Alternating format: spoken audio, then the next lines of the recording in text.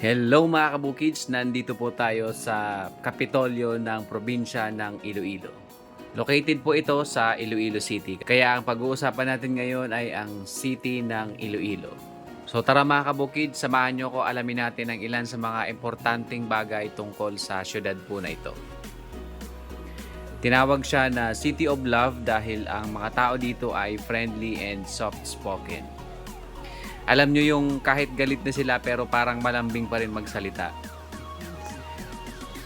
Bago siya naging City of Love, ang dating tawag sa kanya ay Queen City of the South. Tuwing January ay sineselebrate nila ang Dinagyang Festival to honor Santo Niño. Ang kahulugan ng dinagyang ay merrymaking or sa Tagalog, pagsasaya. Sa Iloilo din matatagpuan ang masarap na lapas batchoy, pansit molo at biskotso. Marami ditong pwedeng pasyalan kagaya ng mga ancestral houses at mga magagandang simbahan. So kapag nagawi ka ng South, huwag mong kalimutang bisitahin ang lugar na ito.